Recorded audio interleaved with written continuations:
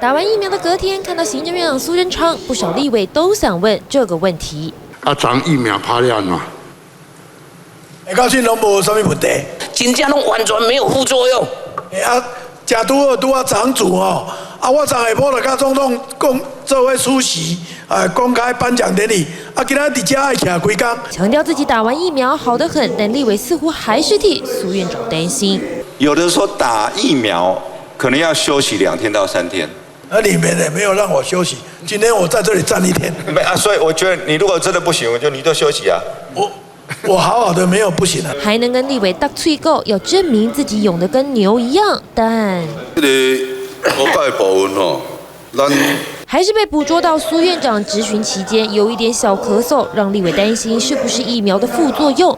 面对有声音质疑为什么不公开施打过程，苏院长不开心了。昨天施打疫苗还要讲作假，那就是有那么多的医生护士跟我一起作假。那这样以后谁还敢看病？火力全开回击质疑的声音，底下的官员们当然也有样学样。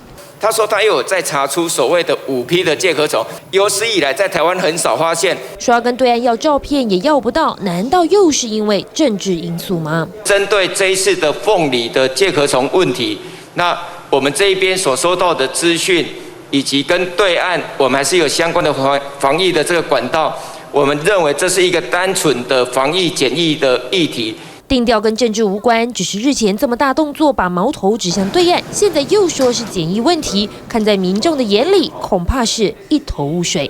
TVBS 新闻陈胜文、刘立成、韦佳琪 SNG 小组台北采访报道。网上看新闻，请下载 TVBS App 或直接按订阅 TVBS 新闻频道。